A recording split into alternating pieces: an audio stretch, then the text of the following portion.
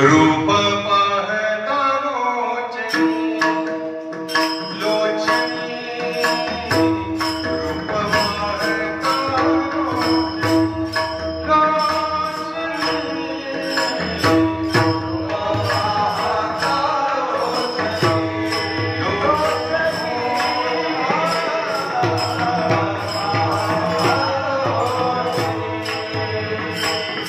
लोचनी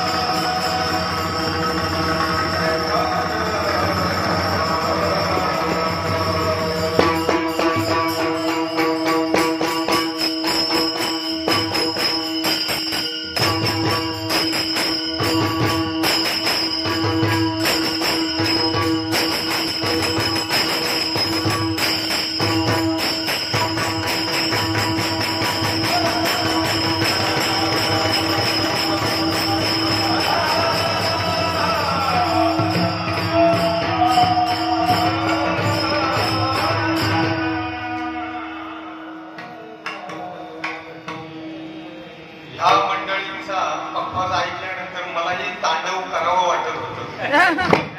तांडव पण दिगंबर व्हायची भीती होती. नावच दिगंबर. सुंदर ही मंडळी. मी जिथे येतो तिथे ही मंडळी असतात. आपल्या ऐरवलीला आणि इथे पण खूप आनंद देतात ही मंडळी. शिव भोळा चक्रवर्ती, शिव भोळा चक्रवर्ती, त्याचे पाय माझे चित्ते, वाचे वदता शिवनाम, दयान बाधी क्रोध काम, धर्म अर्थ काम मोक्ष, शिवा देखता प्रत्यक्ष, एका जनार्दनी शिव, निवारी कळिकाळाचा भेव, वाचे वदता शिव नाम, दयान बाधी क्रोध काम, अलंकापुरी रम्य सिंहासनस्थं, पदाम्भोज तेजस्फुरति प्रदेशं, विधिन्द्रादि देवैः सदा स्तूयमानं, समाधिस्थमूर्तिं भजे ज्ञानदेवम्. ओम नमो ज्ञानेश्वरा, करुणाकरा दयाळा, तुमचा अनुग्रह लाभलो, पावन झालो चराचरी. काय माझी वाणी मानेल संतांशी रंजवू चित्ताचे आपुलिया, जयांचे केली स्मरण, होय सकळ विद्यांचे अधिकरण, तेची वंदो श्री चरण श्री गुरूंचे. जयाचे निआठवे, शब्द सृष्टी अंगवे, सारस्वत आघवे, जिव्हेसिये वक्तृत्व गोडपणे, अमृताते पारुखे म्हणे, रस होती ओळंगणे अक्षराचे, भावाचे अवतरण, अवतरविधी गुण हाताचडे संपूर्ण तत्वबोध. श्री गुरूंचे पाय जय हृदय दिवसो निढाय, तै वडे भाग्य होय उन्मेषासी, ते नमस्कारोनी आता. कैलास राणा शिवचंद्र मौळी, मणींद्र माथा पुणे झळाळी, कारुण्य सिंधो भवतु प्रहारी, तुझवीन शंभो भजपून तारी. शास्त्राभ्यास नको, श्रुती पडू नको, तीर्थास जाऊ नको, योगाभ्यास नको, व्रते मक नको, निवृत पेती नको, काळाचे भय मानसी धरू नको, दुष्टाशी शंकू नको, ज्याची या स्मरणे पतित तरती, तो शंभू सोडू नको. शिव भोळा चक्रवर्ती, त्याचे पाय माझे चित्ते, वाचे वदता शिवनाम, दयान बाधी क्रोध काम. प्रस्तुत पवित्र अशा सावित्री नदीच्या या संगमावर, या निगूढ अशा शिवालयामध्ये आजचं हे श्रावणी सोमवाराचं औचित्य, श्रावण समाप्ती आणि नर्मदा मैयाची जी परिक्रमा केली त्याचं उद्यापन, असा संमिश्र योग त्या निमित्तानं हे कीर्तन आहे. अतिशय पर्व काळ आहे. भारतीय शास्त्र परंपरेमध्ये काही पर्व काळ दिलेले आहेत. पर्व काळ म्हणजे कमी कालावधीमध्ये जास्त पुण्य संचय करण्याची चालू झालेली संधी, त्याला पर्व काळ म्हणतात. पर्व काळ द्वादशी आहे, मकर संक्रांत पर्व काळ आहे, आणि भागवत धर्मामध्ये 5 पर्व काळ तर अतिशय महत्वाचे. पर्व विशेष भागवत धर्मी, रामनवमी, कृष्णाष्टमी, वामन जयंती, नृसिंह जयंती, उत्तमोत्तम शिवरात्र. आणि त्यापैकी श्रावण महिना पण हा पर्व काळामध्ये मोडला जातो. श्रावण महिना हा भगवान शंकरांना अतिशय प्रिय काळ, कारण पार्वती मातेने भक्त होऊन याच महिन्यात त्यांची आराधना करून त्या निर्गुण आणि निराकार परमतत्वाला आकाराला आणलं होतं. तो हा महिना. आणि म्हणून तो महिना एका भक्ताने मला माझी निर्गुण स्थिती सोडायला लावली, निराकार स्थिती सोडायला लावली आणि मला आकाराला आणलं. मी निर्गुण होतो पण गुणवान झालो, मी निराकार होतो आकाराला आलो, अव्यक्त होतो व्यक्त दशेला आलो, निरामय होतो पण अमय राहिलो आणि निरतिशय व्यापक होतो पण भक्ताच्या भक्तीची आर्द्रता मला लागून मी गोठून इथे आकाराला आलेलो आहे. शिवलिंग म्हणजे काय? लिंग या शब्दाचा अर्थ आता भरपूर सांगण्यासारखा बरं का, काळाच्या याच्यात जेवढं जमेल तेवढं सांगण्याचा प्रयत्न करतो. लिंग या शब्दाचा अर्थ होतो स्वरूप. कुठे आले हे लिंग हा शब्द? हा पारिभाषिक शब्द आहे. हा आपल्या बोलचालीतला शब्द नाही, व्यवहारातला शब्द नाही.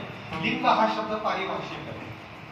आपण पांडुरंग अष्टक म्हणतो, त्यामध्ये त्याचं ध्रुवपद काय?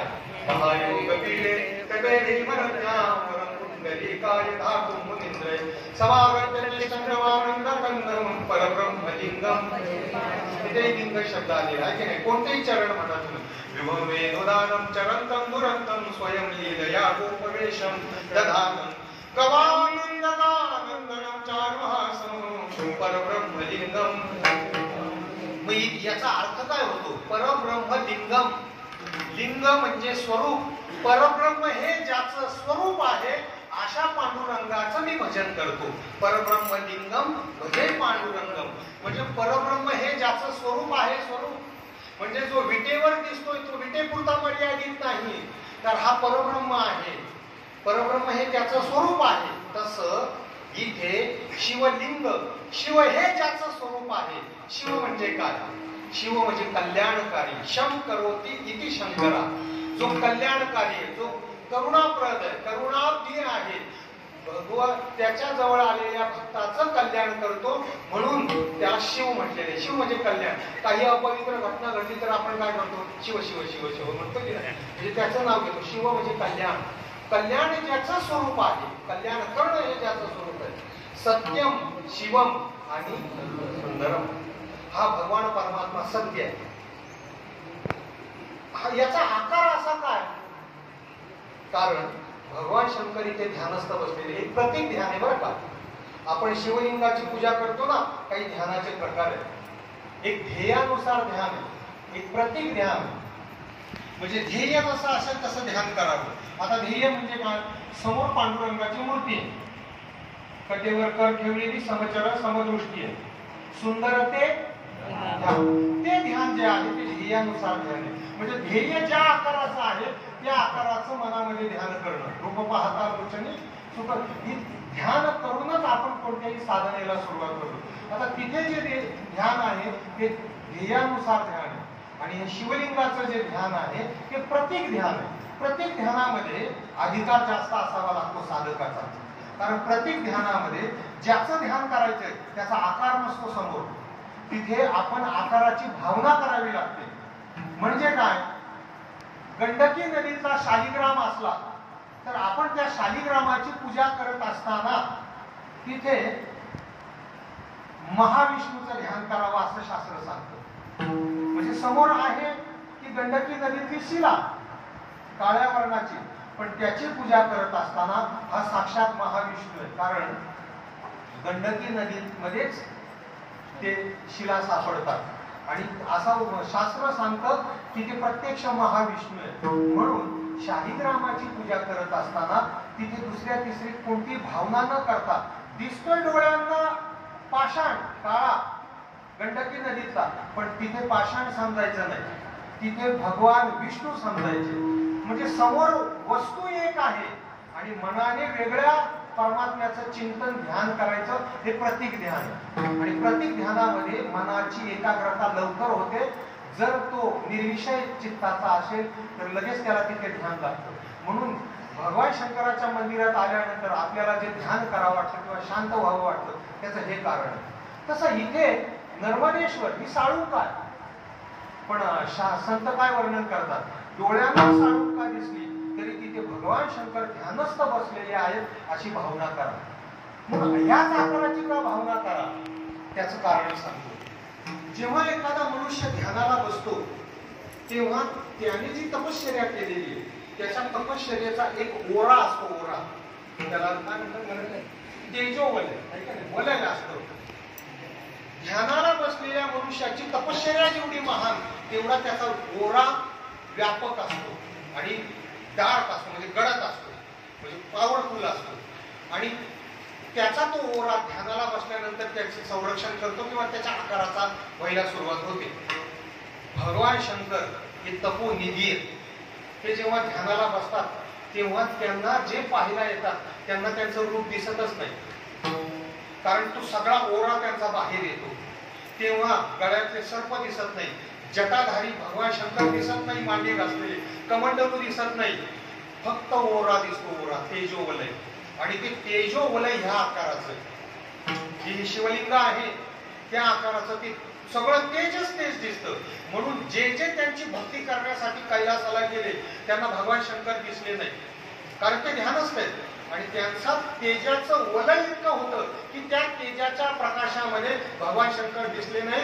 त्यांना त्या पिंडीच्या आकाराचं, शिवलिंगाच्या आकाराचं त्यांना भगवान शंकर जाणवले.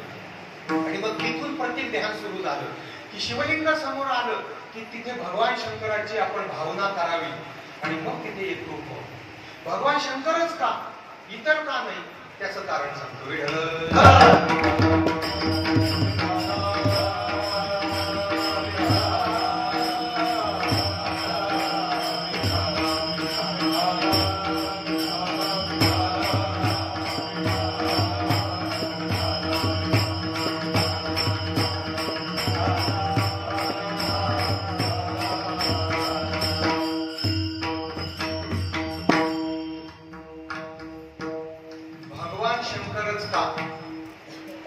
ज्ञानेश्वरी मध्ये लिहितात, श्रद्धा वस्तूशी आदरू करिता जाणीजे प्रकारू जरी होय श्री गुरु सदाशिव. श्रद्धा वस्तूचा, वस्तू ना परब्रह्म परमात्मा, त्या परब्रह्माचा आदर कसा करावा, त्याच्यावर श्रद्धा कसा ठेवावी हे कळण्यासाठी जर श्री गुरु सदाशिव झाले तरच ते तत्व हाताला येतं, अन्यथा येऊ शकत नाही. इथे बसलेल्या प्रत्येकाला ज्याची इच्छा आहे, ज्याची गरज आहे, ते आहे परब्रह्म तत्व. तुम्ही म्हणाला आम्हाला काय ब्रह्माचं घेणं देणं पडलं नाही, आम्ही प्रापंचिक माणसं आहोत, आम्हाला सुखाची इच्छा आहे. मग खरं सांगा मंडळी, तुम्ही इथे तर खरं बोलाल ना. प्रत्येकाला ज्या सुखाची इच्छा आहे, प्रत्येकाला सुख हवंय, मलाही हवंय, तुम्हाला हवंय, गाणाऱ्यांना हवं, वाजवणाऱ्यांना हवंय, विणेकऱ्यांना हवंय, पुरुषांना हवंय, स्त्रियांना हवंय, बालाला हवंय, तरुणाला, वृद्धाला, नवे नवे प्राण्यांना सुद्धा सुखाची इच्छा आहे. मग प्रत्येकाला ज्या सुखाची इच्छा आहे ते सुख तुम्हाला थोडस अल्प मिळावं असं वाटतं का व्यापक प्रमाणात मिळावं वाटतं? व्यापक मिळावं वाटतं की नाही? अरे अशी आनंदाची बरसात व्हावी माझ्यावर की जिला ओसरणच माहिती नाही, अशा सुखाच्या शोधात आहोत ना आपण. प्रयत्न विषय सुखाकडून करतोय तो आपला भ्रम आहे, पण इच्छा तर त्या सुखाची आहे, मला अपार सुख मिळावं. बरं, ते अपार सुख जे मिळावं ते फक्त 1-2 तासासाठी मिळावं का निरंतर मिळावं? निरंतर मिळावं. म्हणजे ज्या सुखाला कालमर्यादा नाही असं सुख मिळावं वाटतं. दिवसावेळी मिळावं वाटतं, रात्री मिळावं वाटतं, संध्याकाळातही मिळावं वाटतं, मध्यान्ह काळातही मिळावं वाटतं, बरोबर. आणि व्यापक मिळावं वाटतं. म्हणजे ज्या सुखाला ठिकाणाची मर्यादा नसेल असं व्यापक सुख, ज्या सुखाला कालाची मर्यादा नसेल असं सुख मिळावं वाटतं. आणि तुम्हाला तुमचं सुख कोणाच्या अधीन असावं वाटतं, पारतंत्र्यात असावं वाटतं का ते सुख स्वतंत्र असावं वाटतं? का म्हणते ते सुख कोणा व्यक्तीवर अवलंबून असावं वाटतं, वस्तूवर अवलंबून असावं वाटतं का पाहिजे तेव्हा त्या सुखाचा मर्यादित उपभोग मला व्हावा असं वाटतं? पाहिजे तेव्हा ते सुख, म्हणजे तुम्हाला स्वतंत्र सुखाची इच्छा आहे, बरोबर आहे. मग ह्या सुखाला काय म्हणतात माहितीये का? ह्या सुखाला भगवान शिव म्हणतात, त्यालाच परब्रह्म म्हणतात. जे सद्रूप आहे, चिद्रूप आहे, आनंद स्वरूप आहे, त्यालाच परब्रह्म म्हणतात. म्हणजे आपण जी इच्छा करतो की परब्रह्माची इच्छा करतोय, पण आपल्याला माहिती नाही आपल्याला परब्रह्म हवंय. आणि त्या सुखालाच, अवर्णनीय सुखाला, अवाच्य सुखाला, अतिशय निरतिशय सुखाला, त्या व्यापक सुखालाच परब्रह्म म्हणतात, त्याला शिवतत्व म्हणतात. आणि त्या शिवतत्वाची, त्या परब्रह्म सुखाची आपल्याला इच्छा. पण आपलं होतंय काय? आपण ते सुख मर्यादित ठिकाणी शोधतो. आहे व्यापक, तहान लागली आहे सागरा एवढी, आणि शोधतोय हंड्यात. हंडा तहान नाही भागू शकत. तहान सागरा इतकी लागली आहे, सागर प्यावा की काही, इतकी तहान आहे, त्या हंड्याने नाही जाणार. अपार सुखाची इच्छा आहे, आणि आपण ते सुख कुठे शोधतो? ते पत्नीत शोधतो, मुलात शोधतो, ऐकी नाही, मित्रात शोधतो, पदात शोधतो, धनात शोधतो, भाऊबंधात शोधतो. जिथे आपण हे व्यापक सुख शोधतो, ती जागा मर्यादित आहे, ती उपाधी मर्यादित आहे, आणि संकोचित उपाधीने उपभोगलेलं सुखही संकोचित होतं. वाक्य मी पुन्हा उच्चारतो, लक्ष द्या. काही जणांना कळलं, काही जणांनी माना डोलवल्या, पण अजून काही जण स्थिर आहेत. काय चालेल बुवाची बडबड? थोडा वेळच हे वेदांताचं गहन चिंतन सांगणार आहे, नंतर सोपा विषय मी घेणारच आहे. म्हणजे जोपर्यंत मला कोणी आपल्याकडे स्वतःकडे बोलवत नाही. कसं बोलवत नाही? एक जरी मान, असं एक जरी डोळा झाला तर आपली गाडी लगेच दुसऱ्या रस्त्याला जाईल. पण लगेच बोलवू नका मला. थोडा धीर धरा, कारण ऐकणारी मंडळी गावोगावी थोडीफार असतात, त्यांनाही त्यांचं मिळालं पाहिजे. नाहीतर मनोरंजनाचा हा विषय नाही ना त्या. थोडं चिंतन सांगतो, नंतर सोपा विषय सांगतो. मग आपल्याला हवंय व्यापक सुख, पण ते शोधतो आपण पत्नी मुलात, म्हणजे संकुचित जागेमध्ये. आता ज्याच्याद्वारे सुख उपभोगायचंय आणि ज्याच्यात शोधतोय, ती इंद्रिय सुद्धा संकोचित आहे. ते डोळे संकोचित आहे, ते कान संकोचित आहे, जीभ, नाक आणि त्वचा. मग छोट्या भांड्याने घेतलेलं पाणी ते कितीसं येणार आहे? म्हणून ह्या संकोचित भावनेने जी सुखाची तहान आपण शमवू पाहतो, ती इंद्रिय संकोचित असल्यामुळे सुखही क्षण मात्र मिळतं, आणि ते सुख भोगेपर्यंत संपून जातं. त्याचा परिणाम अनंत दुःखाचा, त्याने रोग व्याधी होतात, चिंता वाढते, हे आपल्या लक्षात येत नाही. मग व्यापक सुख मिळवायचंय का? मग पराधीन होऊ नका.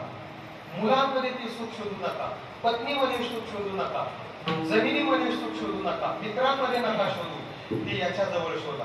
कारण हा त्या सुखाचा सागर आहे, आणि एवढा सागर आहे, अमर्यादित सागर आहे, की या सुख सागराला किनाराच नाही. अमर्यादित सुखाचा सागर आहे, मर्यादाच नाही.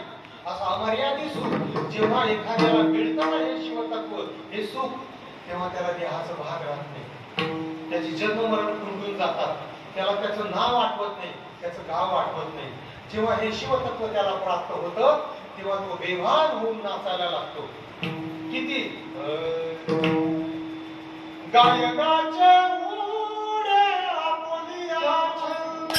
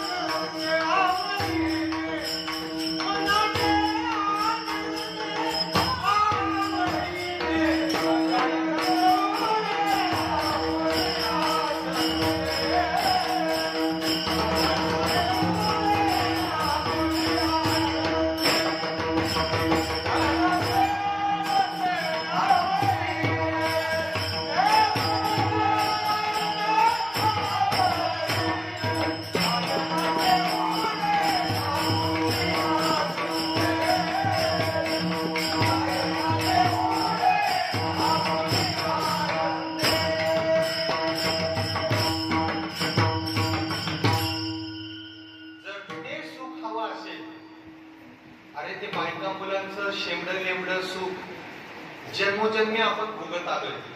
तृप्ती झाली का? बरं आतापर्यंत झाली का? तरी आपण तिकडे सुख शोधतोय का जिथे ते नाहीच आहे, जिथे ते त्याचा अभाव आहे. तिथे ज्यांना हे सुख प्राप्त झालं या शिवतत्वाचं त्यांना विचारा. ते त्यांना तुकोबारायांना विचारलं काय मिळालं? तुकोबारायांनी भक्ती कुठे केली हो?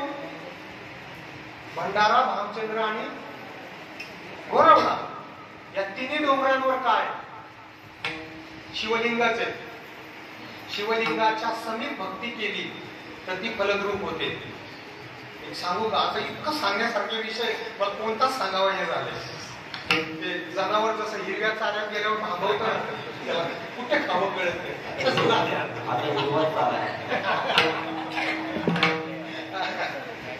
त्यात ही मंडळी साथ करणारी अशी व्यक्ती जास्त वेळावली अजून का कोणाच ठाऊक. पण ही भूमी आहे ना, पूर्वी जर याचा शोध जर घेतला ही तपस्थली असणार आहे ऋषी मुनींची. कारण सावित्री नदीचा संगम असं वर्णन केलं शास्त्रामध्ये का घरी जर आपण साधना केली घरी तर तिचं एक पटच पुण्य मिळतं. ती जर साधना आपण अरण्यामध्ये केली, एकांतात अरण्यात जाऊन, तर तिचं 10 पटीनं पुण्य सांगितलं. तीच साधना जर आपण गोठ्यामध्ये केली, गावरान गाडीच्या गोठ्यात तिच्या समीप बसून, तर तिचं 100 पटीनं पुण्य सांगितलं. तीच साधना जर तुम्ही अश्वत्थाखाली केली, म्हणजे पिंपळ त्याच्या खाली साधना केली, 1000 पटीनं पुण्य सांगितलंय. कारण वृक्षाणाम अश्वत्थोमी, पिंपळ ही भगवंताची विभूती. तीच साधना तुम्ही संगमावर केली किंवा नदीच्या किनारी केली तर 1,00,000 पटीनं पुण्य सांगितलंय. आणि तीच साधना एखाद्या देवालयात केली, दुसऱ्या विष्णूच्या किंवा कोणत्याही, तर त्याचं कोट्यावधी पटीनं पुण्य सांगितलंय. आणि तीच साधना शिवालयात केली तर अनंत पटीनं पुण्य सांगितलंय. आज आपण शिवालयात साधना करतो. आपल्या पुण्याची गणना कोण करेल? कोण करेल आपल्या पुण्याची गणना? कोणालाच करता येणार. जेव्हा आपण मरू ना, तेव्हा चित्रगुप्त आपला जेव्हा हिशोब करायला लागेल ना, तेव्हा तुम्हाला माझं बोलणं आठवेल. आता गोवा खरंच म्हणत होता बरं ना. चित्रगुप्त जेव्हा हिशोब करून बाप रे बाप, या माणसाने किती पुण्य केले. यांनी शिवालयात साधना केली, संगमावर केली, पवित्र सावित्री नदीच्या किनारी केली. आणि म्हणून अनंत पुण्याच्या तुम्हाला कल्पना नाही की तुमच्या पुण्याच्या राशी किती तयार होतात. जे दिसत नाही ना तेव्हा शास्त्रावर श्रद्धा ठेवावी लागते. शास्त्र म्हणेल ते सांगावे, ते तर राज्यही पूर्ण मानावे, न घेरविले तरी घ्यावे विषयी घेऊ. आणि मी हे शास्त्रात सांगतोय. शिवाय नारदाच्या गादीवर आहे, म्हणजे खोटं तर बोलणारच नाही. म्हणजे इतर वेळी खोटं बोलतो असं नाही, खरंच बोलतो मी, पण इथे तर नाहीच नाही. महान पुण्यवान आहोत आपण. आपल्या पुण्याची सराहना स्वर्गातले देव सुद्धा करू शकत नाही, इतकं पुण्य जमा होते. आणि ते कुठे होते पहा. जगद्गुरु तुकोबारायांनी सुद्धा जी साधना केली ती भगवान शंकराच्या समीप केली. आणि म्हणूनच त्यांना अवघ्या 22 वर्षामध्ये पांडुरंग परमात्म्याचा साक्षात्कार झाला. 22व्या वर्षी परमार्थाला लागलेले जगद्गुरु तुकोबाराय त्या अगोदर परमार्थाला लागले नव्हते.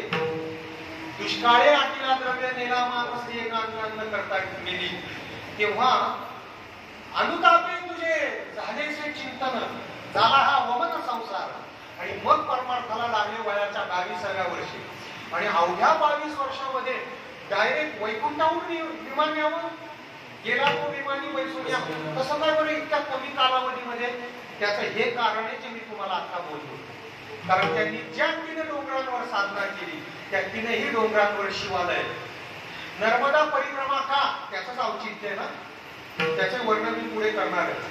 नर्मदा किनारी आता यांनी ज्यांनी परिक्रमा केली आमच्या मातोश्रीने आणि दादांनी, त्यांना विचारा असं एक गाव तरी सापडतं का, एक आश्रम तरी सापडतो का नदी किनारी का जिथे शिवलिंग नाही?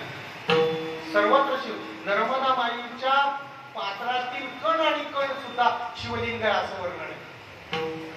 म्हणून नर्मदा माईच्या तिथे केलेली साधना फलद्रूप होती, तीच तपस्थली. म्हणून ज्यांना साधना करायची त्यांनी शिवलिंगाजवळ करावी. पण हे तरी विधान का? आता त्याचं कारण सांगतो. कारण शिव परमात्मा म्हणजे भगवान शंकर हे फक्त वारकरी संप्रदायाचे गुरु आहेत असं नाही. या भूधरेवर जो जो संप्रदाय आहे त्या सगळ्यांचे आदिगुरु हे भगवान शंकर. सगळ्या संप्रदायाचे श्री गुरु भगवान शंकर. मी आता जे वर्णन केलं श्रद्धा वस्तुशी आदरू करिता जाणीचे प्रकारू जरी होय श्री गुरु सदाशिव. अजून काही सांगतो. भवानी शंकर वंदे श्रद्धा विश्वास रूपिणो याभ्याम विना न पश्यन्ति सिद्धा स्वांतस्य ईश्वरम. याचा मराठीत अर्थ सांगतो. ज्याला ही परब्रह्म स्थिती प्राप्त करायची, ज्याला हे अपार सुख प्राप्त करायचंय की जे इतर तर कुठेही मिळणार नाही आणि ते मिळवल्याशिवाय आपले जन्म मरण चुकणार नाही, हे दुःख संपणार नाही, ते अपार सुख मिळवायचं असेल तर त्या सिद्ध महात्म्यांना सुद्धा या भवानी आणि शंकराला शरण गेल्याशिवाय ते सुख मिळवता येत नाही. पण हे भवानी शंकर आहे तरी कोण तर पहा, या श्लोकात सांगितले भवानी शंकर द्विवचनात वंदे.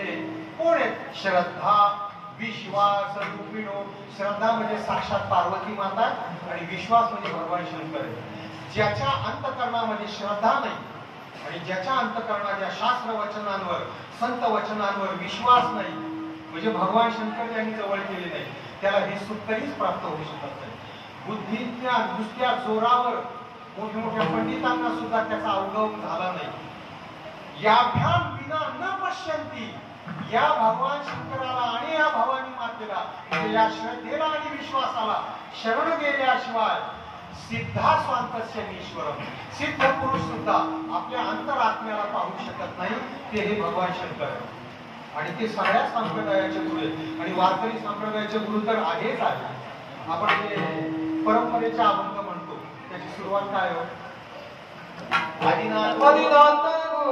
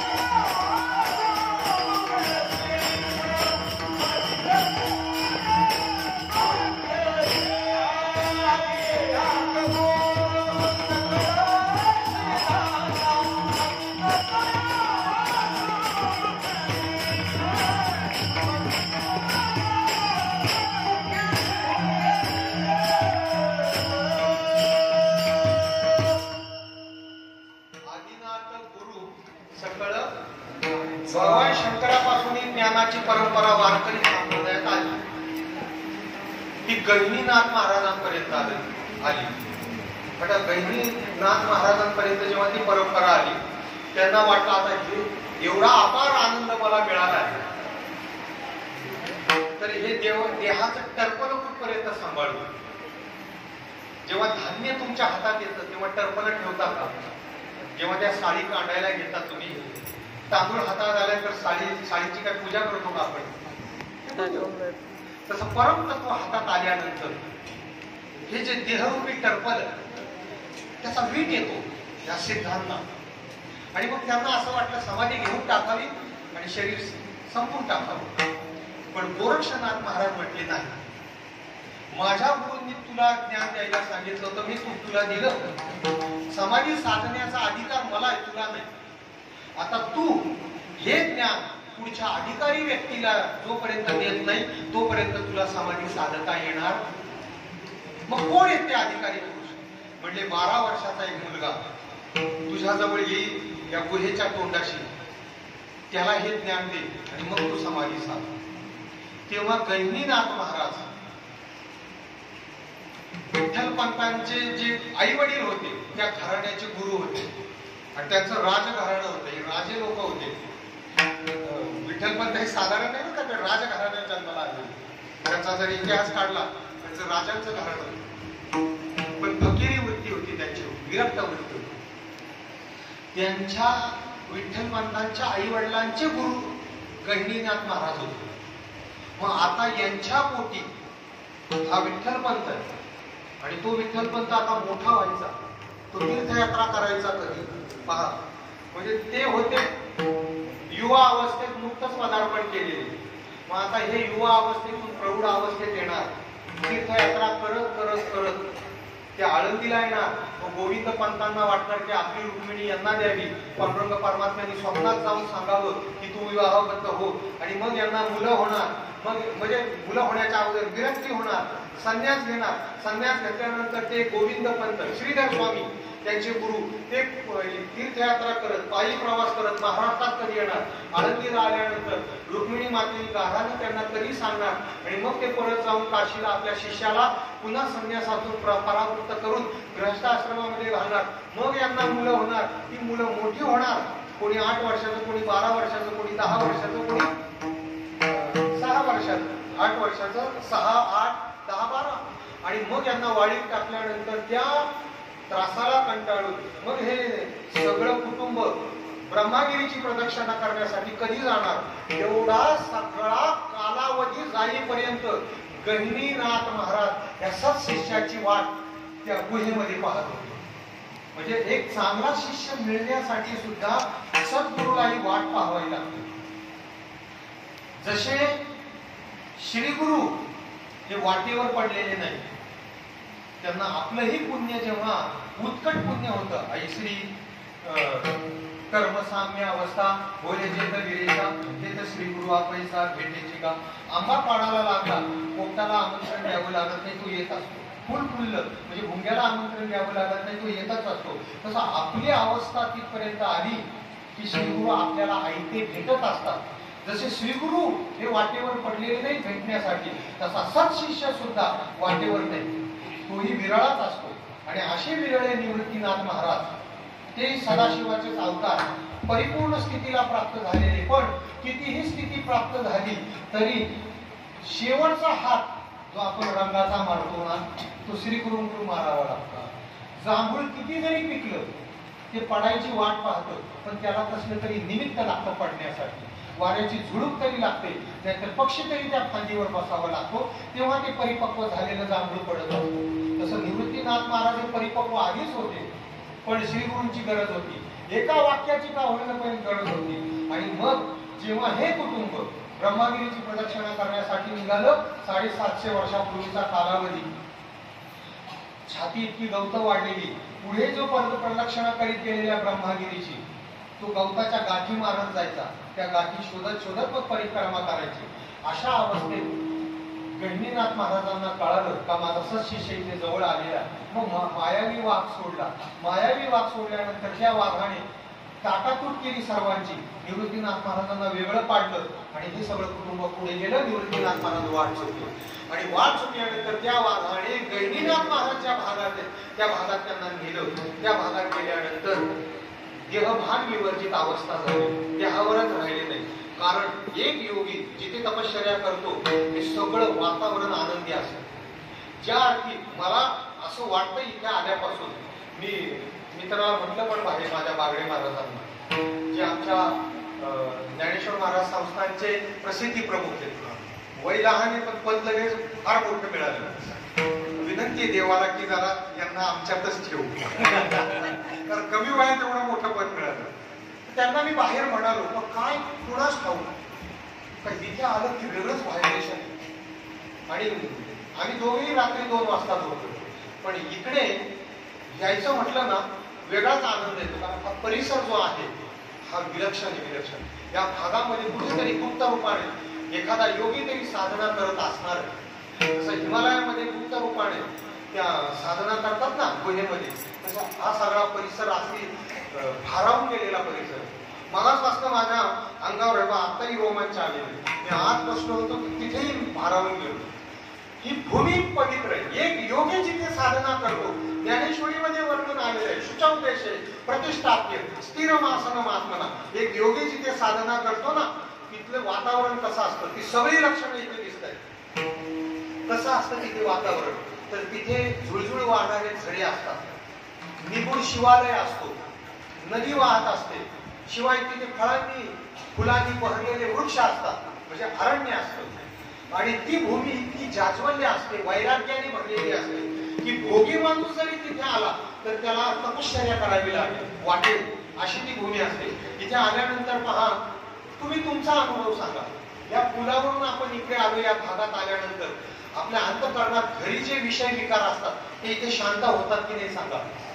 या मंडपामध्ये विषय आठवतात का आपल्याला? ही भूमी सगळी पवित्र आहे, जाज्वल्य, इथे काहीतरी तप कोणीतरी करतंय अशी ही भूमी.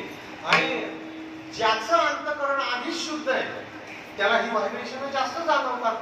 जसं धूळ बसलेल्या आरशामध्ये चेहरा दिसत नाही असं नाही, दिसतो पण स्पष्ट दिसत नाही. पण आरसा जर स्वच्छ असेल तर लखलखीत चेहरा दिसतो की नाही. तसं निवृत्तीनाथ महाराजांचं अंतःकरण आधीच स्वच्छ आणि त्यात ते योगीराज तिथे साधना करतात.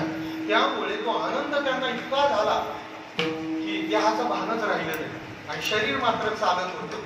चालता चालता गहिनीनाथ महाराज ज्या गुहेमध्ये साधना करत होते त्या गुहेच्या तोंडाशी येऊन उभे राहिले आणि मग ते शुद्धीवर आले. तर आतमधून आवाज आला की बाळ असाच आतमध्ये चालत गेले. आणि आतमध्ये ते चालत गेल्यावर पाहताय तर काय, एक योगीराज पुढे धुनी पेटलेली आहे, त्या धुनीच्या पलीकडे बसलेले आणि त्यांचे डोळे बंद आहेत, ध्यानस्थ मुद्रा, जटांचा भार अंगाला राख असलेली आहे. आणि ध्यानस्थ मुद्रेमध्येच त्यांनी उच्चार केला की बाळ असाच समोर बैस माझ्या समोर. धुनीच्या डोळे मिटलेले होते त्यांचे. निवृत्तीनाथ महाराज समोर बसले, पहा, आणि माझ्या डोळ्याकडे लक्ष दे. डोळ्याकडे लक्ष द्यायला लावलं का? त्याचं कारण सांगतो. त्यांना नेत्रकृपा करायची होती. 4 कृपा शास्त्रामध्ये, हस्तकृपा, आलिंगन कृपा, शब्दकृपा आणि नेत्रकृपा. हस्तकृपा तुकोबरायांनी निळोबारायांवर केली. येऊनिया कृपा म्हणते तुगया स्वामी सद्गुरुनाथे हात ठेवीला मस्तकी प्रसाद देवोनी केली. ज्ञानेश्वर महाराजांनी रेड्यावर जी केली ती हस्तकृपा केली. परत आलिंगन कृपा, चैतन्य महाप्रभूंनी एका कुष्ठ रोग्याला आलिंगन दिलं, त्याचा रोग घालवला आणि त्याला परमपदाची प्राप्ती करून दिली. आलिंगनाने सुद्धा मोक्ष प्राप्त होतो, ती आलिंगन कृपा आहे. आलिंगन घडे आणि मोक्ष सायुज्यता आलिंगने संताची या दिव्य झाली माझी काया मस्तक हे पाया. ही आलिंगन कृपा. शब्द कृपा म्हणजे हे वाङ्मय साधू संतांनी लिहून ठेवले. आणि नेत्र कृपा म्हणजे मी जी आता सांगत आहे ती. समोर निवृत्तीनाथ महाराज गहिनीनाथ महाराजांकडे पाहतायत आणि तेही पिकलेलं जांभूळ पडायची वाट पाहतय. पूर्ण अधिकारी, थोडा एका कृपेची गरज राहिलेली आणि आपले अर्धोन्मिलित असलेले डोळे त्यांनी उघडले कमळासारखे आणि फक्त सत्शिष्याकडे पाहिलं. मात्र काहीच बोलले नाही, नुसतं पाहिलं त्या करुणेने. जशी कासवी आपल्या पिल्लाकडे पाहते, तिला स्तन नाहीये कासवीनीला, म्हणजे ते पिल्लू जगत कसं काय. त्यांची जेव्हा नजरानजर होते, नजरानजर झाल्यावर तिच्या नजरेत इतकं प्रेम असतं पिल्लाविषयी की त्या नजरेने त्या कासवीच्या पिल्लाचं पोट भरतं. तसं तितक्या करुणेने आणि तितक्या प्रेमाने जेव्हा गहिनीनाथ महाराजांनी निवृत्तीनाथांकडे पाहिलं आणि त्या नजरेने ती ब्रह्मविद्या त्यांना प्रदान केली आणि निवृत्तीनाथांनी महाराज त्या ब्रह्मस्थितीला प्राप्त झाले. कित्येक दिवस ते त्या समाधीमध्ये निर्विकल्प समाधी लागला आणि शांत ते बसून होते. आणि मग कालांतराने ती समाधी उत्थान पावली आणि मग सांगितलं आता जगाच्या कल्याणासाठी हे ज्ञान तुम्ही द्या, आता मी समाधी साधायला मोकळा झालो. कारण माझ्या गुरूंची आज्ञा होती की 12 वर्षाचा एक सदाशिवाचा अवतार तुझ्याकडे येईल, हे ज्ञान त्याला दे आणि मग तू समाधी साध. तर आता माझं कार्य पूर्ण झालं. हे निवृत्ती, हे ज्ञान पुढे लोकांसाठी तू खुलं कर. आणि मग ते निवृत्तीनाथ महाराज जेव्हा सिद्ध बेटामध्ये आले तेव्हा ज्ञानेश्वर महाराज 10 वर्षाचे होते. आणि हे जेव्हा तिथे आले, पाखरासारखी वाट, आई वडील गेलेले, आधार नाही कोणाचा. जेव्हा निवृत्तीनाथांना दूरवर पाहिलं तेव्हा दादा दादा माझे दादा आले म्हणून मोठ्याने पळत गेले, ओरडत गेले. आणि ते निवृत्तीनाथ महाराजांनी पाहिलं माझा ज्ञाना आलाय आणि ज्ञानोबा आल्याबरोबर त्यांना आलिंगन दिलं, गाढ आलिंगन दिलं आणि ये हृदयीची ते हृदय हे आलिंगन कृपा त्यांच्यावर केली. तेव्हा तोपर्यंत माऊलींना ज्ञानेश्वर म्हणत होते. पहा, पण जेव्हा निवृत्तीनाथांनी आपली ही ब्रह्मविद्या आलिंगनाद्वारे म्हणजे स्वतःलाच ज्ञानेश्वर महाराजांमध्ये ओतलं, तेव्हापासून ज्ञानेश्वर महाराजांचे ज्ञानेश्वर माऊली झाले. हे माऊली पण आहे ना ज्ञानोबारायांचं नाहीये, हे माऊली पण निवृत्तीनाथांचं आहे, जे परंपरेने आलेलं आहे. ही ब्रह्मविद्या त्यांच्यापासून आलेली आहे. हे मी नाही म्हणत आहे, हे ज्ञानेश्वर महाराज त्यांच्या ग्रंथामध्ये म्हणतायत. ज्ञानेश्वर महाराजांनी 5 श्लोक तयार केलेले आहेत, संस्कृत श्लोक. त्या अमृत अनुभवाच्या सुरुवातीला श्री गुरु निवृत्तीनाथांच्या समोर बसल्यानंतर निवृत्तीनाथ म्हणाले, अरे ज्ञाना, मी तुला हे ज्ञान दिलं, पण तुझा अनुभव काय आहे? त्या परमपदाला पावला की नाही? तेव्हा पहिला श्लोक निघाला, हे निवृत्तीनाथा, तुमच्या त्या अपार स्वरूपाचा अवगम मला झालेला आहे. तुम्ही दिसता तितके मर्यादित नाही, तर तुम्ही कसे आहात हे सदाशिवा, कारण ते साक्षात सदाशिवाचा अवतार, सदाशिवाचा अवतार स्वामी सदाशिवाचा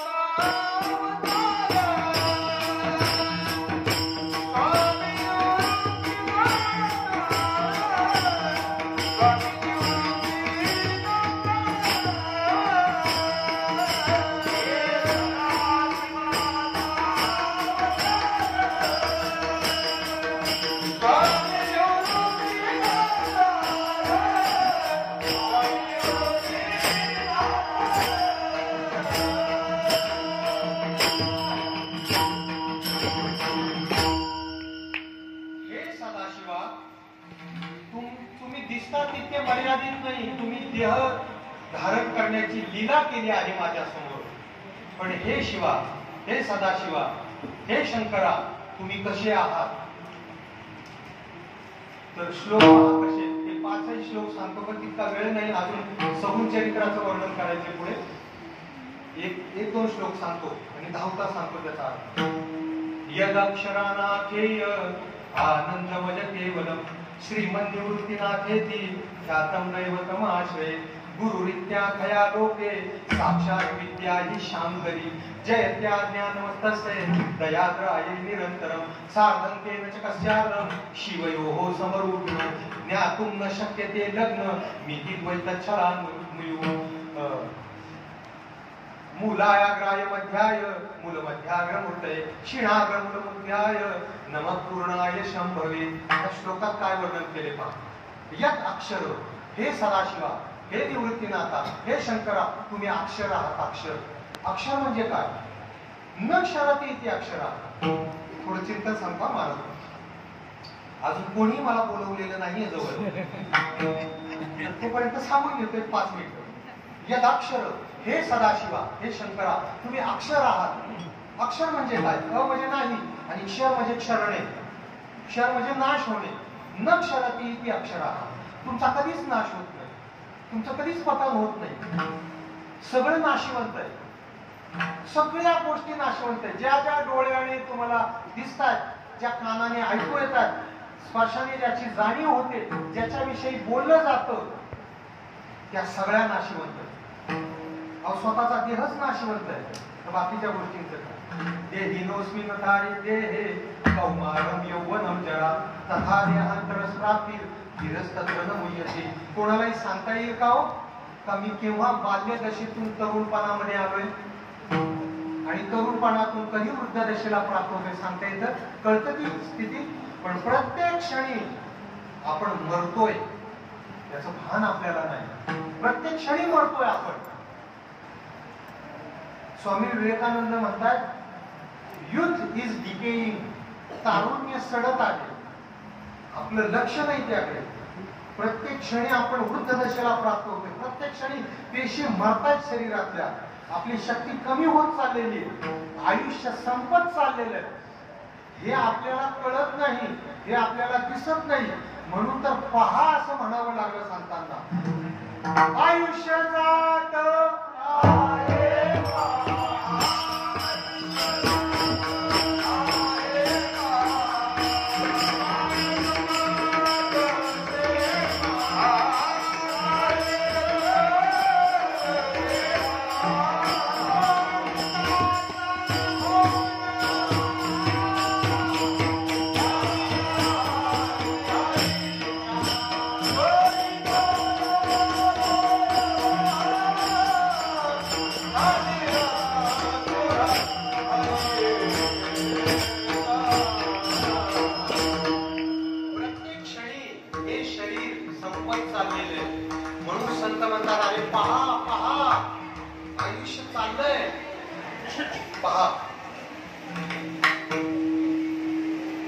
झालेला माळा आहे. आपण काय म्हणतो, हा पूर्वी माळा आहे ना फार भक्कम होता हो, आता त्या माळ्यावर जायला भीती वाटते, कधी पडेल याचा नेम नाही. म्हणजे तो माळा जीर्ण झाला. किती मोठा बुरुज असू द्या, किती मोठे किल्ले असू द्या, आता किल्ल्याचे बुरुज ढासळताय की नाही, त्याची पुन्हा आपण बांधणी करतोय सध्या, लागलेच ना कामाला. कितीही कठीण बुरुज असू द्या, ढासळला जातो. किती मोठा पैलवान असू द्या, समुद्र किनारची जी कोरडी वाळू आहे त्याला जर म्हटलं ही मूठ धरून ठेव हातामध्ये वाळू, त्याला नाही ठेवता येत. ती कोरडी वाळू हातामध्ये घेतली, थोडा वेळ तो दाबून धरेल, पण थोड्या वेळ ती वाळू कुठून तरी वाट काढेल आणि त्याची क्षणार्धात मूठ होईल. तसं ही आयुष्यातले क्षण वाळू सारखे संपत चालले, ती मूठ रीती होते हे आपल्या लक्षात येते. म्हणजे या भूधरेवरची प्रत्येक वस्तू ही नाशिवंत आहे. प्रत्येक वस्तू नाशिवंत आहे. नीट ऐका. पण या नाशिवंत जगामध्ये एक तत्व जे आहे ते अविनाशी आहे. ते या नाशिवंत पदार्थांमध्ये भरून पुरून आहे. या नाशिवंत वस्तू ज्या आपल्या डोळ्यांना दिसत आहेत, हा खांब आहे, तो डोंगर आहे, ती झाड आहे, ती माणसं आहे, सगळं नाशिवंत आहे. पण या नाशिवंतामध्ये एक वस्तू अशी आहे की जी अविनाशी आहे, त्याचा कधीही नाश होत नाही. ते आहे शिवतत्व, तो आहे भगवान शंकर. ते सगळ्या पदार्थात ओतप्रोत भरलेलं आहे, त्याचा नाश नाही होत. दिसणाऱ्या पदार्थांचा नाश होतो, पण त्याच्या आत असलेल्याचा नाश होत नाही. म्हणून या सगळ्या पदार्थांमध्ये, तुमच्या आमच्या हृदयामध्ये, तुमच्या आमच्या देहामध्ये जे तत्व नांदतंय ते शिवतत्व आहे आणि ते अक्षर आहे. आणि ते तुम्ही निवृत्तीनाथ महाराज आहात हे मी अनुभवाने सांगतो, कारण मी तुमच्याहून भिन्न राहिलो नाही. मी तेच झालोय, तुम्ही जे आहात ते. म्हणून हे मी माझ्या अनुभवाने तुम्हाला सांगू शकतो निवृत्तीनाथ महाराज की तुम्ही अक्षर आहात. आता पुढे ऐका, थोडा अजून 5 मिनिटं चिंतन करतो हे, नंतर खरंच सोपं सांगणार आहे. थोडा धीर धरा, थोडा धीर धरा. ते जे शिवतत्व आहे ते अक्षर आहे आणि अनाख्येय आहे. अनाख्येय म्हणजे ते वाणीला वर्णन करता येत नाही, त्याचं वाणी कुंठित होते. त्या शिवतत्वाला कोण जाणू शकेल आणि कोण वाचेमध्ये आणेल. तुका म्हणे तू ऐसा एक साचा, ऐशी तव वाचा झाली नाही. हे देवा, हे शंकरा, तू असा असा आहे अशी वाचाच होऊ शकत नाही. म्हणाले सगळ्यात बुद्धिमान कोण आहे? सगळ्यात बुद्धिमान विद्येची देवता सरस्वती माता. म्हटले मग त्या सरस्वती मातेला सुद्धा तो कळाला असेल ना, त्याच्या गुणांचं वर्णन तिने सुद्धा केलं असेल ना. म्हणाले अहो, तिने वर्णन केलं त्याचं पूर्ण नाही करता. बाबा इकडे पहा, बाबा आमचा माझ्याकडे काय आमचा म्हणजे कॅमेरा सारखा फिरत राहतो. भूक लागली, जिथे काही गडबड तिथेच जाऊन थांबतो. कधी कधी मावल्यांमध्ये म्हणजे आमच्या भागात काही मावल्यांना असं वाटतं की बुवानी आपल्याला पाहिलंच नाही की पटकन मशेरीचा पोकना भरते आपल्या.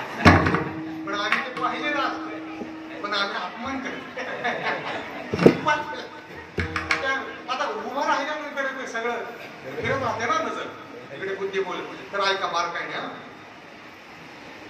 बुद्धीची देवता, विद्येची देवता, तिला सुद्धा या भगवान शंकराचं वर्णन पूर्णतः करता आलं नाही.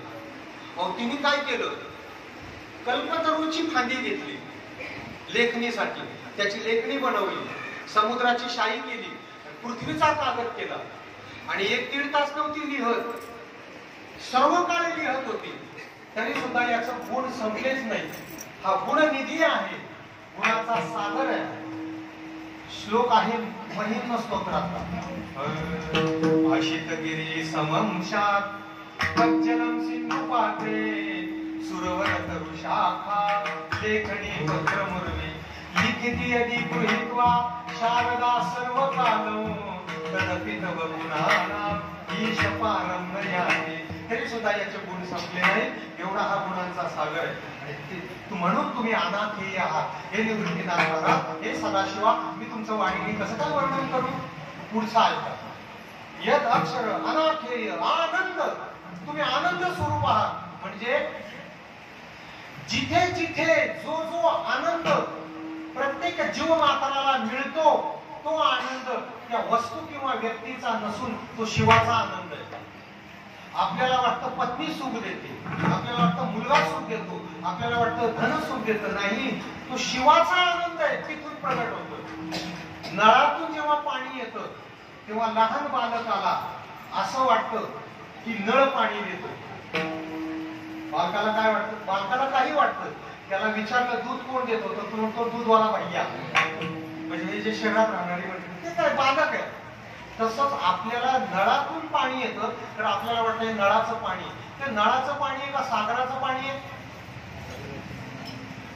अहो, सागराचं बाष्पीभवन होतं, बाष्प वर जाते, त्याला आर्द्रता लागते, पाऊस पडतो, मग नदी नाले तुडुंब भरतात, विहिरी भरतात, सरोवर भरतात आणि मग ते नळाला येतं. म्हणजे नळात आलेलं पाणी ते नळाचं आहे का सागराचं आहे? ते अफाट सागराचं आहे. तसं जेव्हा आपल्याला पत्नी सुख देते, मुलगा सुख देतो, कोणी स्तुती केली तर तो शब्द सुख देतो, ते पद सुख देतो, त्या नळाचं नाहीये ते सुख, ते ह्या अपार भगवान शंकराचं, त्या सदाशिवाचं ते सुख आहे. म्हणजे नळातून आल्यामुळे आपण नळाच्याच मागे लागतो. लक्षात आलं का नाही? नळामध्ये दोष आहे बाबा. नळाचा जीव केवढा, तो किती वेळ पाणी देणार, त्याच्यात क्षार जमा होणार, तो कालांतराने बंद होणार आहे. नळ झाले काही जणांचे नळ बंद. मग येतात वारीला, म्हणजे बायकोला चिडचिड करते, म्हणजे नळ पाणी द्यायचा बंद झाला. तरुण पानात बायको खायला प्यायला देत होती. मोजके असे पुरुष आहेत की ज्यांच्या मावल्या पती होतात. बाकी बाईला म्हणजे बाईला म्हणे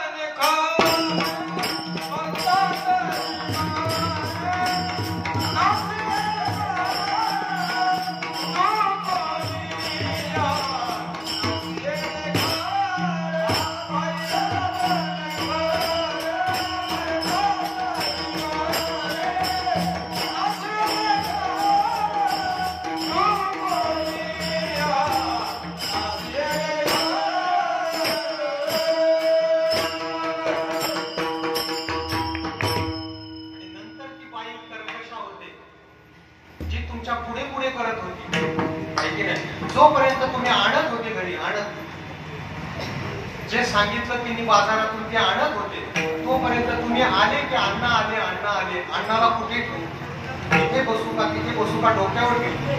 जोपर्यंत तुम्ही आणत होते तोपर्यंत अण्णा आले, अण्णा आले. पण अण्णा जेव्हा आणायचा बंद होतो तेव्हा अण्णाच अण्णाला महाग होतो. याचं अवघड होतं. काय झालं तिथे? अहो, नळातलं पाणी संपलं, सरोवर आटला, विहिरी संपल्या, काहींचा नळ आहे, काहींची विहीर आहे, काहींचा सरोवर आहे. लक्षात येते? पण सागर कोणाचाच नाही. सागर तो आहे जो कधी आटत नाही, कितीही सुख उपभोगा. अरे काय खादरेची खावे वाटी, भेटेले भेटे आवडी, न सरी लुटीता आहे बहुताची, जुनाट हे खाणी उघडली. किती लुटाळ्याचं सुख, हे सुख न संपणारं सुख. बाकीची सुख संपणारी सुख आहे आणि ते तिथूनच प्रस्तुती झालेली आहे. पण हे आपल्या लक्षात येत नाही. तुका म्हणे पोते देवे देवे भरले नव्हे रीते, हे पोतं देवाने भरलेलं हे सुख. म्हणून खरं सुख त्याच्या जवळ आहे, तो आनंद स्वरूप आहे. म्हणून जर आनंदाची भूक असेल तर त्याच्याकडे जा, तो अपार आनंद देणार आहे. चुकून सुद्धा तिकडे जाऊ नका की दुःखाचा शेर वाटा. हा सुरुवातीला भुलतो आपण, आपल्याला वाटतं सुख इथे, ते सुख नाही, सुखाचा भास आहे बाबा. तो ती दोरी नाही, इगळ इगळ इगळ दिसायला चांगला असतात प्रकाश, जवळ गेल्यावर चटका बसतो. तर तसं खरं सुख इथे, एक अक्षर अनाथ आनंद. आणि मग तुम्ही म्हणाल बायका मुलांचं सुख जसं संपतं तसं या शिवाचंही सुख संपत असेल. छे, अरे जे सुख संपतं ना ते सुख उत्पन्न झालेलं असतं म्हणून संपतं. ज्याला ज्याला उत्पत्ती त्याला त्याला नाश आहे. जो खातेवर आला तो ताटेवर जाणार. ज्याला उत्पत्ती त्याचा नाश होतो, पण याची उत्पत्तीच होत नाही. हा अज आहे, अज. हे पुढचं पद, एक अक्षर अनाथ आनंद मज केवल, म्हणजे अज. अज म्हणजे उत्पत्ती रहित. हा अनादी आहे आणि हा अनादी आहे म्हणून याचं सुख अनंत आहे. सर्व सुखाचे आधार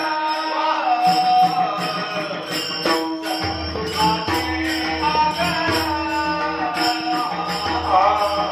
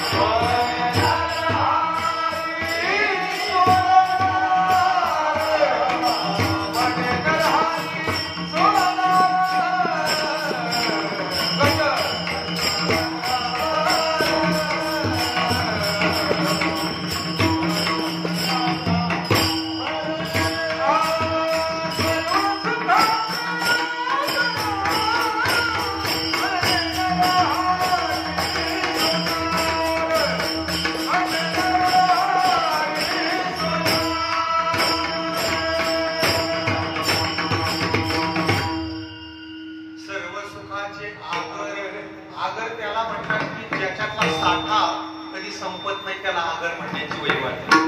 हा सुखाचा आगर आहे. हा भगवान शंकर सुखाचे आगर आहे.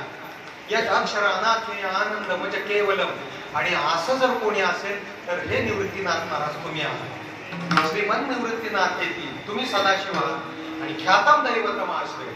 तुम्ही सगळ्या संप्रदायाचे तुम्ही गुरु आहात. हे सदाशिव गुरुरित्या खया लोके. आणि साक्षात विद्या ही शांकरी, ही शांकरी विद्या, ही पराविद्या तुमच्यापासून चालत आलेली. म्हणून ही शांकरी विद्येच्या गळ्यातील मंगळसूत्र तुम्ही आहात. म्हणजे तिचे पती तुम्ही आहात, स्वामी तुम्ही आहात. ही ब्रह्मविद्या दुसरीकडे कुठेच मिळणार नाही.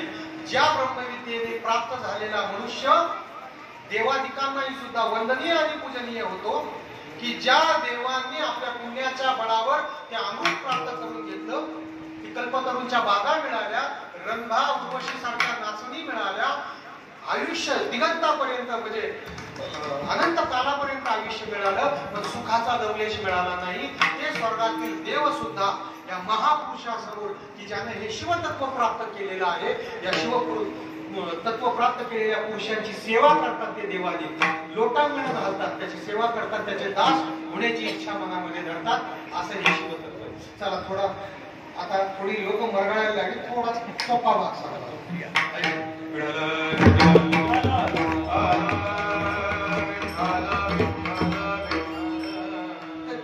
तरी आता एक मिनिट घेतो शेवटचे ह्याच चिंतनात.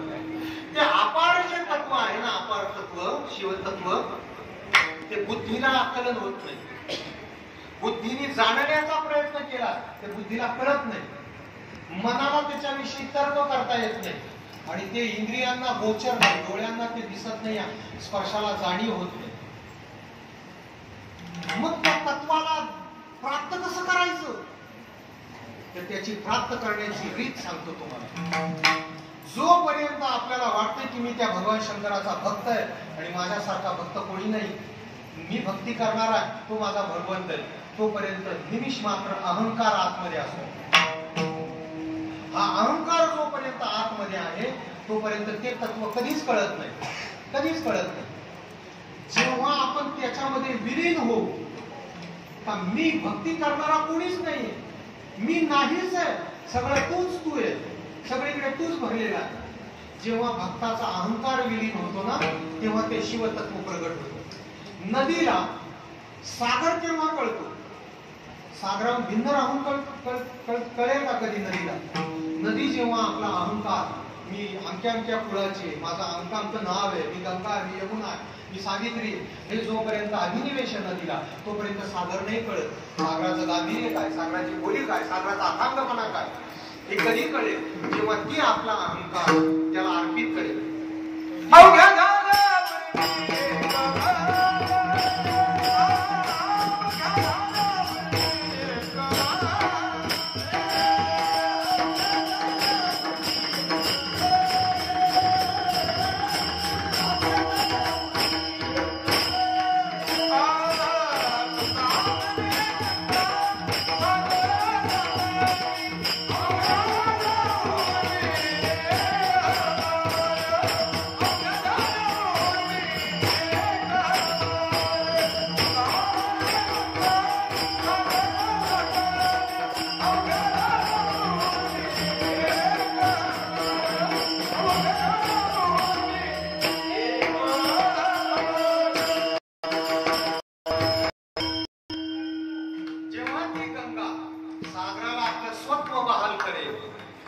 अहंकार बहाल करेल, तेव्हा तिला सागर कळेल, सागराशी एक रूप हो. एक दृष्टांत सांगतो. एक संन्यासी होते, घरादाराचा त्याग केला होता आणि सागर किनारी एकांतात कुटिया बांधली होती त्यांनी. त्या कुटियात राहायचे, भिक्षा मागून खायचे. आयुष्याची 24-25 वर्ष साधना केली, वेदांताचा अभ्यास केला, ग्रंथ सोडवले आणि त्या शिवतत्वाला जाणण्याचा प्रयत्न करत होते ते. पण त्यांना त्या बुद्धीने त्या तत्वाचा अवगम होईना, मनाने ते तत्व कळेल, दृष्टीलाही शिवतत्व दिसेना. तेव्हा खिन्न झाले, म्हणाले बाकी मुलांना सोडून संन्यास घेतला, भिक्षा मागितली लोकांच्या दारामध्ये जाऊन, शिळं पाकं खाल्लं, उपवास राहिलो कित्येक वेळा, 25 वर्ष साधना केली, आयुष्य पण संपत आलं. म्हणजे आधीचा काळ ग्रहस्थ आश्रमामध्ये गेला, हा 25 वर्षाचा, पण अजूनही ते शिवतत्व कळत नाही. काय करावं? दुःखी झाले. अन्न गोड लागेना, झोप लागेना, नीट सदा तळमळ की ते शिवतत्व कधी कळेल, कधी तो आनंद प्राप्त होईल. तेव्हा त्यांची ती तळमळ पाहून भगवान शंकरांना दया आली की माझा हा भक्त इतक्या वर्ष माझी सेवा करतोय, पण याला माझं तत्व कळत नाही, माझं स्वरूप कळत नाही, माझा आनंद प्रदान म्हणजे प्राप्त करता येत.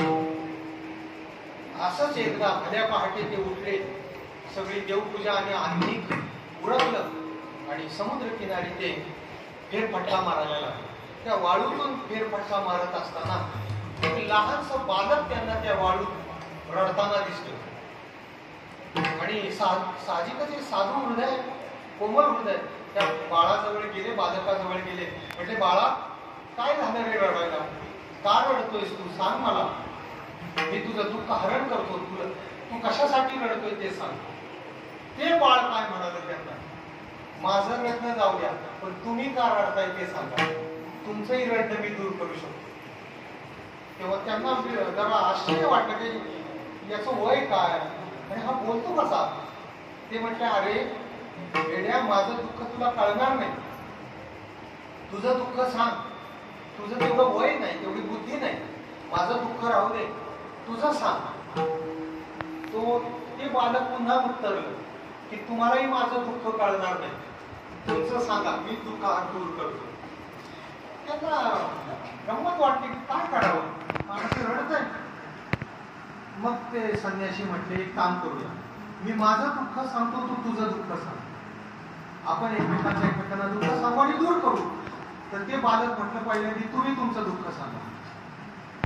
मग या संन्यासी महाराजांनी सांगितलं, तुम्ही 25 वर्ष झालं एकांतात अभ्यास करतोय, इतके ग्रंथ सोडवले, त्या शिवतत्वाला जाणून घेण्याचा प्रयत्न करतोय, पण ते जाणण्याच्या कक्षेत येत नाही, बुद्धीला कळत नाही, मनाला तर्क करता येत नाही, वृत्तीवर ते अभिव्यक्त होत नाही, डोळ्यांना ते दिसत नाही, काय करू सांगा. आणि त्या बालकाला असं बोलल्यानंतर शांत झाले. 2 अश्रू ढळल्यानंतर त्या बालकाला म्हणाले, आता तुझं दुःख सांग काय. तर त्या बालकाने छोटासा पेला काढला, स्टीलचा पेला. ते म्हटले, तो बालक म्हटला, माझं हे दुःख आहे, मला हा सगळा समुद्र या पेल्यात बसवायचा आहे, पण बसलाच जात नाही. लक्षात आलं की नाही तुमच्या? मला हा सागर कशात बसवायचा आहे? या वाटीत बसवायचा, या पेल्यात बसवायचा, पण बसवतच नाही, हे माझं दुःख आहे. ते हसायला लागले. अरे बाळा, हा एवढा पसरलेला सागर तुझ्या एवढ्याशा वाटीत कसा बरं बसेल? तर ते बालक म्हणाल, तुम्ही तरी काय वेगळं करताय? त्या व्यापक तत्वाला एवढीशा बुद्धीने जाणण्याचा प्रयत्न करतात. या बुद्धीत कधीही ते व्यापक अनादी तत्व.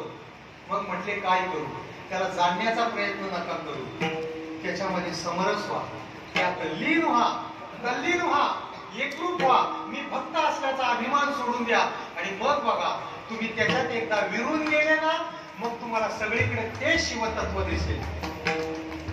पण म्हणाले, बघ हे शिवतत्व, एवढं अफाट शिवतत्व आम्ही प्राप्त कसं काय करायचं? आता या निराकार स्थितीपर्यंत कसं काय जायचं? तर ती दया आमच्या भवानी मातेला आली आणि या निराकार तत्वाला तिने आकाराला आणण्यासाठी तपश्चर्या केली. ती ह्या महिन्यात स्वतःला जाळून घेतलं एका जन्मामध्ये, पुन्हा तपश्चर्या केली आणि सर्व लोकांना या अपार अनादी अनंत निरतिशय व्यापक असलेल्या शिवतत्वाचा आनंद मिळावा म्हणून त्या निराकार शिवतत्वाला तिने आकाराला आणलं आणि आकाराला आणून या शिवलिंगामध्ये बसवलं, स्थानापन्न केलं. पण म्हणाले, मग आम्ही एवढ्या व्यापक तत्वाची भक्ती कशी करायची? काही घाबरू नका, तुम्हाला जशी भक्ती करता येईल, ज्याने करता येईल तशी करा, कारण हे तत्व भोळ आहे, भोळ. त्याला ते स्वतः भोळ असल्यामुळे त्यालाही फक्त भोळ्या रूपातले आवडतात. किती भोळे? अहो, त्याच्या पूजेसाठी फार नाही काही लागत, एक पासा पाणी आणि एक बिल्वदळ एवढ्याने ते तत्व खुश होत. इतकं ते भोळ आहे. एक सांगू अजून, भोळ्या या शब्दाचा अर्थ सांगतो तुम्हाला. भोळ्या आपण व्यवहारामध्ये ना, ज्याला काही कळत नाही, जो वेडगळ आहे, त्याला म्हणतो हे भोळ आहे हो. तसा भोळा शब्दाचा अर्थ नाहीये. भोळा त्याला म्हणतात जो कमी घेऊन जास्त देतो. जो कमी घेऊन जास्त देतो त्याला भोळा म्हणतात. रावणाला सोन्याची लंका दिली, नुसती लंका नाही, त्याला पत्नी आवडली तर पत्नी घेऊन जा म्हणाली. एवढं भोळं कोण असेल सांगा. एक दारुड्यात सगळे झोपल्यानंतर रात्री तिथे गेला, त्याला घंटी चोरायची होती वरती, पण जवळ काही साधनच नव्हतं, शिडी वगैरे काही नव्हतं. तो पिंडीवरच चढला, त्याने घंटी काढली, म्हणजे एवढी विकून आपलं संध्याकाळचा भाऊ. त्याने घंटी काढली आणि निघायला लागला. निघायला लागल्यानंतर भोलेनाथ प्रगट झाले. ए थांब थांब म्हटलं इकडे. तो म्हटला तुम्ही कोण? म्हटले मी भगवान शंकर. माफ काय मागायचंय? तो म्हटले माफ करा, मी घंटी चोरली म्हणून मारायला आलात का त्रिशूळ घेऊन? नाही म्हणाले, मारायला नाही आलो वेड्या. कोणी मला फळ अर्पण करतं, कोणी फुलं अर्पण करतात, तू सगळा देहच अर्पण केला म्हणून मी प्रगट झाला. इतकं भोळा तत्व आहे. आणि या अभंगामध्ये एकनाथ महाराजांनी ते म्हणतात की जास्त नाही लागत, एक पासा पाणी नाही, एक बिल्वदर. पण जर तुम्हाला भक्तीचा अभिमान असेल तर मग नाही, सगळं तूच आहे, तुझंच तुला अर्पण करतो. अशा भोळ्या भावाने त्याच्याजवळ जर गेला तर ते भोळं तत्व काय म्हणून देणार नाही. अभंगाचं पहिलं शिव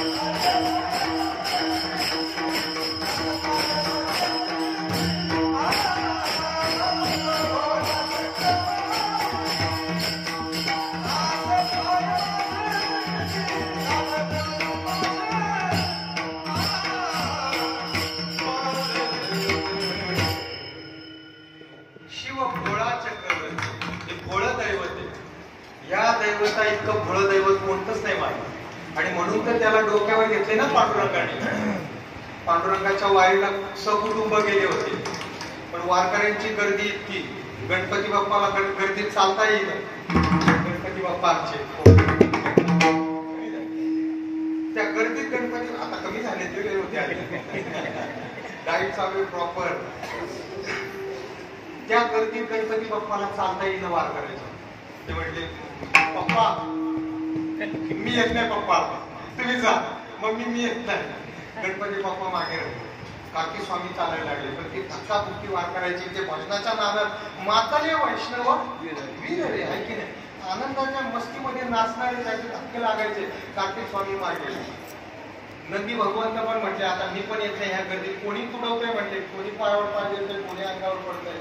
पार्वती माताने नाजूक मोठ्या घरच्या त्या पण म्हटल्या आम्ही काही येत नाही. म्हटले थांबायचं तर. भगवान भोलेनाथ म्हटले थांबा मी जाणार. आणि वारकऱ्याचं रूप घेऊन वारकऱ्या जय मार्गीचा कापडी महेश वाजवली. आणि मग वारकरी पहिला वारकरी म्हणजे भगवान शंकर आहे. नंतर मग त्या लीला करत राहिले ते वारकऱ्यांबरोबर. आणि मग त्या वारकऱ्यांबरोबर भजन करीत करीत करीत करीत त्या बारीला लागले. म्हणजे बारीला त्या घामाघूम झालेले भगवान शंकर. आणि जेव्हा पांडुरंगाच्या जवळ गेले देव पाहत होते माझा फक्त येतोय. आणि सगळ्यात जेव्हा त्या बारीमधून चालत चालत भगवान शंकर पांडुरंगाच्या इथे आले आणि पायावर डोकं ठेवायला लागले. इतकं प्रेम दाटून आलं देवाला, इतकं हृदय भरून आलं की माझा भक्त आला तसंच उचललं भगवंताला आणि डोक्यावर. म्हणून पांडुरंगाच्या डोक्यावर पहा भगवान शंकरांची पिंड आहे. बरोबर आहे ना? ते साक्षात भगवान शंकर जेणे मस्तकी धरियेला. इतकं हे भोळ दैवत आहे. नाही मला काही लागत नाही, मी वारकऱ्यांमध्ये राहील, शेळ्या भाकरी खाईल, पण त्याची भक्ती करेल. रामेश्वराचे दोन अर्थ होतात. आता हे त्यांना ईश्वर मानतात आणि ते यांना ईश्वर मानतात. रामेश्वर शब्दाचा काय अर्थ होतो माहितीये का? रामप्रभूंजवळ जाऊन विचारलं रामेश्वराचा अर्थ काय, तर ते म्हणजे रामस्य ईश्वरा असं रामेश्वरा. रामाचा जो ईश्वर आहे तो हा रामेश्वर. आणि भगवान शंकराला विचारलं रामेश्वराचा अर्थ काय, ते म्हटले राम यस्य ईश्वरा सा रामेश्वरा. राम ज्याचा ईश्वर आहे तो रामेश्वर. हे त्यांना ईश्वर. भजन करी